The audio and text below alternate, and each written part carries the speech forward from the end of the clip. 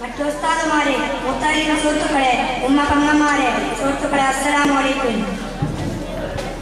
നാം ഇന്നിവിടെ ഒരുമിച്ച് കൂടിയത് അമ്മോൽ ഹിദായത്തിന്റെ കീഴിൽ നടത്തപ്പെടുന്ന ഒരു ദർസ് ഫെസ്റ്റിലാണ്. ഈ ഫെസ്റ്റിൽ നിങ്ങളോട് അല്പം കാര്യങ്ങൾ പറഞ്ഞ് ഞാൻ എന്റെ പ്രസംഗം അവസാനിപ്പിക്കാം. അതിന് റബ്ബ് സുബ്ഹാനഹു വ തആല തൗഫീഖ് നൽകട്ടെ. നാം നമ്മുടെ മാതാപിതാക്കളെ എത്രയേറെ കടപ്പെട്ടിട്ടുണ്ട്. വളരെയധികം പ്രയാസമാണ്.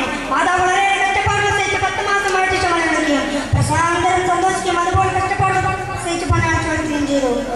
അള്ളാഹിന്റെ നാടുള്ള പ്രിയാവിന്റെ മാതാവിനോടും മാതാവിനോടും മക്കളോടുമാണ്.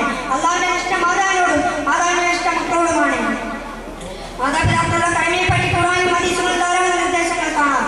മാതാവിന്റെ കൽപ്പനയാണ് മക്കളുടെ സ്വർഗ്ഗമെന്ന് നബി സല്ലല്ലാഹു അലൈഹി വസല്ലം തങ്ങൾ പറഞ്ഞത് സ്മരണീയമാണ്. മാതാപിതാക്കൾ ചെയ്യുന്ന എല്ലാ നല്ല കാര്യങ്ങളെയും സഹകരിക്കണം. എല്ലാവരുടെയും മടക്കവും അല്ലാഹുവിലേക്കാണ്.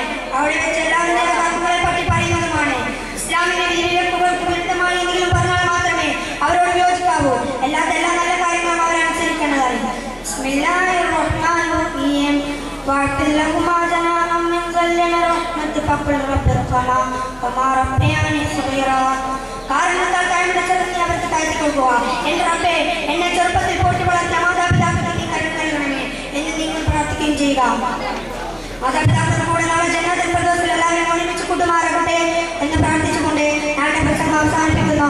അൽഹംദുലില്ലാഹി റബ്ബിൽ ആലമീൻ. അസ്സലാമു അലൈക്കും. സബ് ജൂനിയർ വിഭാഗം മലയാള പ്രസംഗ മത്സരം തുടരുകയാണ്. Next call letter G. ശ്രദ്ധിക്കുക. ജനറൽ വിഭാഗം